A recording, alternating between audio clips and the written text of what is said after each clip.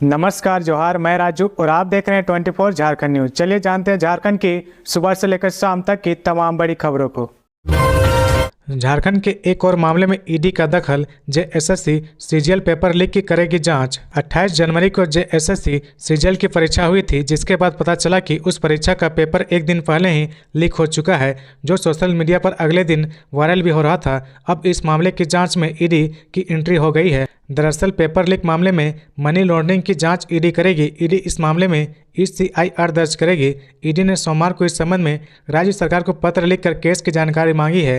राज्य सरकार के द्वारा जानकारी भेजने के बाद ECIR दर्ज कर लिया जाएगा। 28 जनवरी को पेपर लीक का मामला सामने आने के बाद नामकुम थाने में आयोग की प्रभारी अवर सचिव मधुमिता कुमार ने अज्ञात के खिलाफ मामला दर्ज कराया था। आयोग के द्वारा 28 जनवरी को दर्ज कराए गए केस में बताया गया था कि परीक्षा शुरू होने के पहले प्रश्न पत्र लीक हो गए थे। इसकी जानकारी सोशल मीडिया के माध्यम से आयोग को मिली थी। आयोग द्वारा दर्ज मामले में धारा 467, 468, 420, 120 बी IPC व 66 IT act Jharkhand conduct of examination act 2001 के तहत केस दर्ज किया गया है। केस का अनुसंधान की जिम्मेदारी सदर DSP प्रभात रंजन बरवार को दी गई है। इधर पेपर लीक मामले को लेकर प्रदर्शन कर रहे करीब 4000 छात्रों पर प्राथमिकी हुई है। छात्र नेता देवेंद्र नाथ महतो समेत 15 को नामजद किया गया है। कुल 4000 लोगों पर प्राथमिकी दर्ज कराई गई है। बता दें कि 28 जनवरी को हुई परीक्षा और 4 फरवरी को होने वाली परीक्षा को स्थगित करने की मांग कर छात्र जेएसएससी कार्यालय के सामने आंदोलन कर रहे थे। इसी दौरान पुलिस द्वारा लाठीचार्ज किए जाने के बाद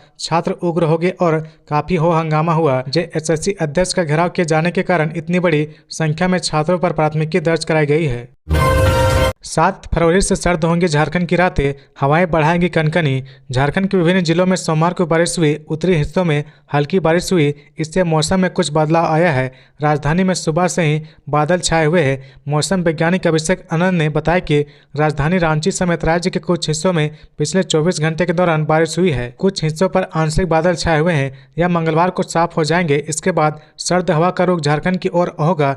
इससे राजधानी रांची समेत राज्य के विभिन्न हिस्सों में न्यूनतम तापमान में कमी आएगी और रात की कनकनी फिर बढ़ेगी। मौसम विभाग के अनुसार राज्य में अगले 4 दिन आसमान साफ रहेगा। मौसम विभाग के अनुसार राज्य के उत्तरी हिस्सों में पिछले 24 घंटे के दौरान हल्की बारिश हुई है। गढ़वा के नगर उटारी में सबसे ज्यादा 8 mm बारिश हुई है। वहीं बरही, भावनाथपुर, लेस्लीगंज, चतरा, हजारीबाग, चंद्रपुरा, रामगढ़ आदि जगहों पर बारिश हुई है।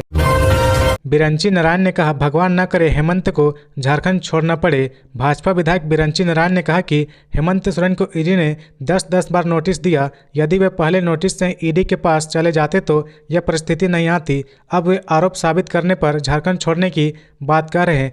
भगवान न करे उन्हें झारखंड छोड़ना पड़े। आदिवासियों को बहला फुसला कर मंतारण कराया जा रहा है। यह सरकार को नहीं दिखता। आदिवासी महिलाओं के विरुद्ध अत्याचार इन्हें नहीं दिख रहा है। बता दें कि सोमवार को विधानसभा सत्र के दौरान पूर्व मुख्यमंत्री हेमंत सोरेन ने अपने वक्तव्य में कहा था कि इतिहास में काले अध्याय के रूप में मेरी गिरफ्तारी दर्ज हो गई है। इससे पहले किसी मुख्यमंत्री को गिरफ्तार नहीं किया गया है। ये लोग मुझ पर 8.5 एकड़ जमीन हड़पने का आरोप लगा रहे हैं, जो कि मैंने किया ही नहीं है। अगर ईडी कागज दिखा देगी तो मैं राजनीति से संन्यास ले लूंगा और झारखंड भी छोड़ दूंगा। खबरों में आगे बढ़ने से पहले अगर अभी तक आपने इस चैनल को सब्सक्राइब नहीं किया तो प्लीज सब्सक्राइब कर ले, जिससे झारखंड की हर छोटी सी बड़ी खबर की अपडेट आप तक पहुंचता रहे। झारखंड में दूसरी बार टला सहायक आचार्य की परीक्षा। 26,001 पदों पर होनी है नियुक्ति। राज्य के प्राथमिक एवं उच्च प्राथमिक विद्यालय में सहायक आचार्य के 26,001 पदों पर नियुक्ति के लिए होने वाली झारखंड प्रारंभिक विद्यालय प्रशिक्षित सहायक आचार्य संयुक्त प्रतियोगिता परीक्षा अब 10 फरवरी से नहीं होगी। झारखंड कर्मचारी चयन आयोग ने दूसरी बार यह परीक्षा स्थगित की है। सबसे पहले यह परीक्षा 12 जनवरी से होने वाली थी। आयोग के अनुसार परीक्षा के नए कार्यक्रम की घोषणा यथाशीघ्र की जाएगी। दरअसल स्कूली शिक्षा एवं साक्षरता विभाग ने हाल ही में सहायक आचार्य नियुक्ति नियमावली में संशोधन किया है। इसमें इस परीक्षा में सम्मिलित होने के लिए अर्हता में संशोधन किया गया है। आयोग इसकी समीक्षा कर रहा है। आयोग के अनुसार नियमावली में संशोधन से अभ्यर्थियों की पात्रता पर पड़ने वाले प्रभाव की समीक्षा की जा रही है। ऐसी स्थिति में 10 फरवरी से संभावित इस परीक्षा के कार्यक्रम में बदलाव आवश्यक हो गया है। परीक्षा का विस्तृत कार्यक्रम फिर से ऑनलाइन आवेदन प्राप्त करने की प्रक्रिया पूरी होने के बाद नए अभ्यर्थियों की संख्या के अनुसार परीक्षा दिवसों की आवश्यकता का आकलन कर यथाशीघ्र प्रकाशित किया जाएगा। इससे पहले आयोग ने विभिन्न वादों में 20 दिसंबर 2023 को पारित झारखंड उच्च न्यायालय के आदेश के आलोक में झारखंड राज्य के वैसे स्थानीय निवासी जो सीटेट अथवा पड़ोसी राज्यों से टेट उतरने के लिए ऑनलाइन आवेदन 19 से 26 जनवरी तक मांगे गए थे। आयोग इसकी भी समीक्षा कर रहा। उच्च न्यायालय के इस आदेश के अनुपालन के कारण ही 10 फरवरी से परीक्षा शुरू नहीं हो सकी। बता दें कि पूर्व में झारखंड पात्रता परीक्षा उत्तीर्ण अभ्यर्थी इस परीक्षा में सम्मिलित हो सकते थे। इसकी झारखंड उच्च न्यायालय में चुनौती दी गई थी। दीपिका पांडे के एक शब्द पर सदन में मचा बवाल। बीजेपी विधायकों ने वेल में आकर किया हंगामा।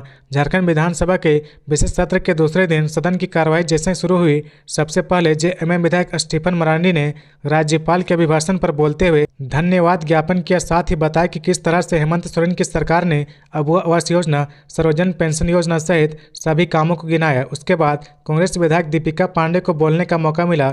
दीपिका पांडे ने भाजपा सांसद निशिकांत दुबे पर निशाना साधते हुए कहा कि भाजपा को सदन में मौजूद विधायक नहीं बल्कि कॉरपोरेट दलाल निशिकांत दुबे चला रहे हैं। उसके बाद दीपिका पांडे की जुबान नेता प्रतिपक्ष अमर कुमार बावरी के उस बयान को बोलते हुए फिसल गई जिसमें अमर बावरी ने कहा था कि हेमंत सोरेन आदिवासी नेता जरूर है लेकिन आदिवासियों के नेता नहीं है। दीपिका पांडे ने कहा कि अमर बावरी जैसा बोल रहे हैं उन्हें उन्हीं की भाषा में जवाब देते हुए कहना चाहूंगी कि पूर्व मुख्यमंत्री बाबूलाल मरांडी आदिवासी जरूर हैं लेकिन आदिवासियों के नेता नहीं हो सकते। ठीक उसी प्रकार अमर बावरी दलित तो हैं लेकिन दलितों के नेता नहीं हो सकते। इसी दौरान दीपिका पांडे ने कहा कि पूरे देश में दलितों के कपड़े को उतारकर उनको लाल कर दिया जा रहा है लेकिन इनके मुंह से एक शब्द तक नहीं बोला जाता। उसके बाद सभी विधायक वेल में आकर हंगामा करने लगे। नेता प्रतिपक्ष अमर बावरी के आग्रह पर विधानसभा अध्यक्ष रविंद्रनाथ महतो के आदेश पर दीपिका पांडे के उस असंसदीय शब्द को स्पंज कर दिया गया जिस पर बवाल मचा था।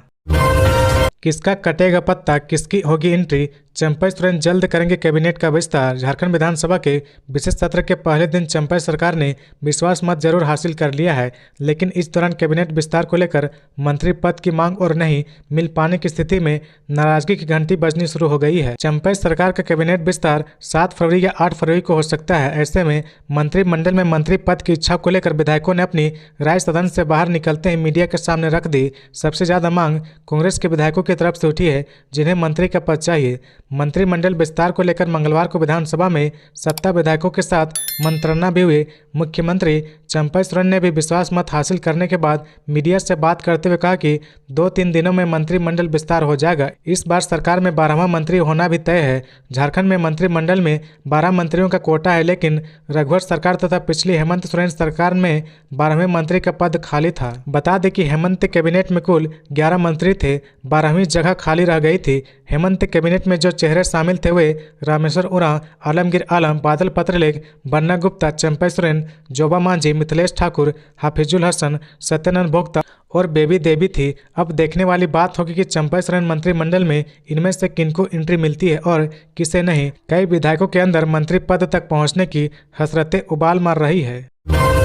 झारखंड विधानसभा की कार्रवाई अनिश्चित काल के लिए स्थगित, विपक्ष ने किया बहिष्कार। झारखंड विधानसभा की कार्रवाई अनिश्चित काल के लिए स्थगित कर दी गई है। जमीन घोटाले मामले में हेमंत सोरेन की गिरफ्तारी के बाद चंपई सोरेन के नेतृत्व में बनी नई सरकार के फ्लोर टेस्ट के लिए आहूत 2 दिवसीय विशेष सत्र में सत्ता और विपक्ष के बीच जमकर बहस हुई।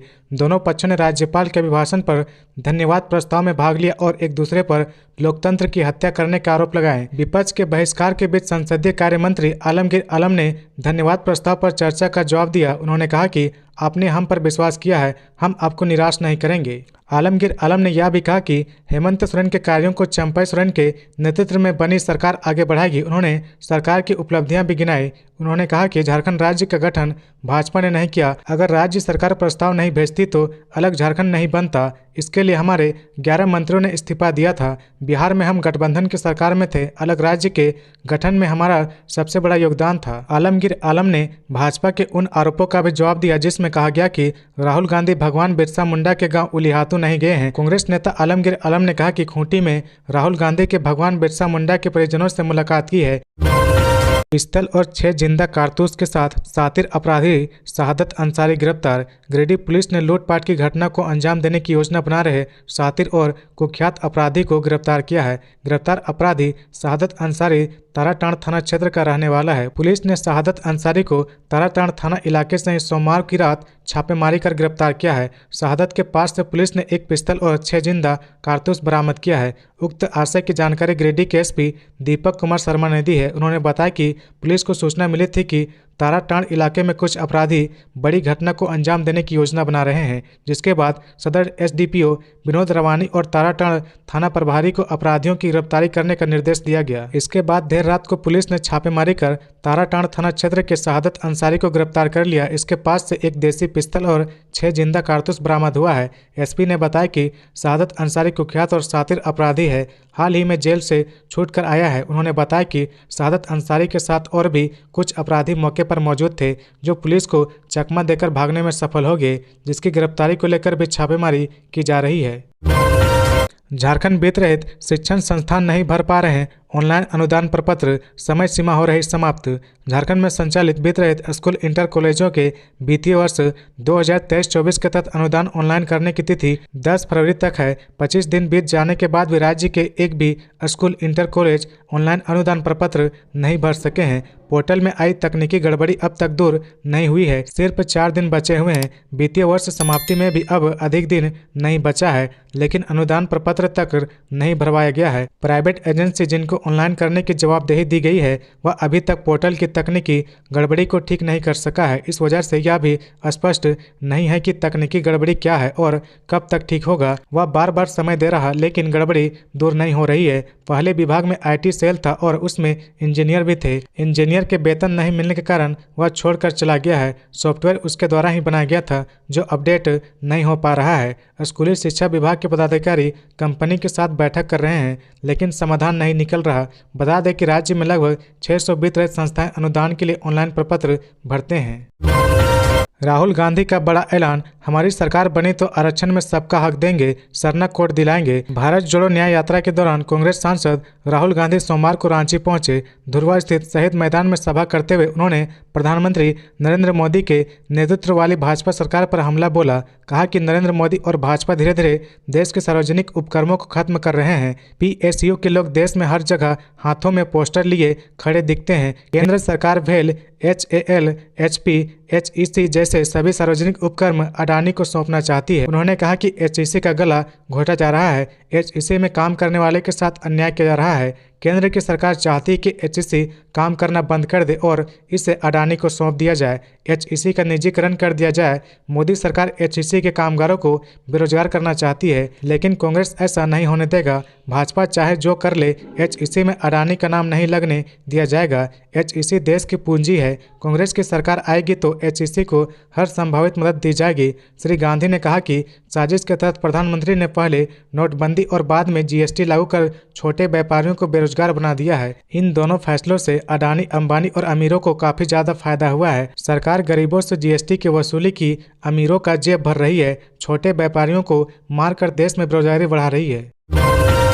हेमंत सोरेन की भाषा संबोधन कम, धमकी वाली ज्यादा लगी, विधानसभा में बोले बाबूलाल मरांडी। प्रदेश बीजेपी अध्यक्ष बाबूलाल मरांडी ने गिरफ्तारी को लेकर पूर्व मुख्यमंत्री हेमंत सोरेन द्वारा बीजेपी पर साजिश रचने के आरोपों का जवाब दिया। बाबूलाल मरांडी ने षड्यंत्र के आरोपों को निराधार बताते हुए कहा कि झारखंड के पूर्व मुख्यमंत्री मधु कोड़ा और शिबू सोरेन को भी जेल जाना पड़ा था, तब केंद्र में UPA गठबंधन की सरकार थी। यह बात नहीं भूलना चाहिए। हेमंत सोरेन ने कागज दिखाने की चुनौती देने के जवाब में बाबूलाल मरांडी ने कहा कि लूट की जांच का इंतजार करिए, सब दूध का दूध और पानी का पानी हो जाएगा। बाबूलाल मरांडी ने कहा कि कभी चोर नहीं कहता कि उसने चोरी की है। बाबूलाल मरांडी ने कहा कि चोरी करने वालों को दंडित करने का काम जांच एजेंसियों का है, भ्रष्टाचारी कानून की निगाहों से नहीं बचेगा।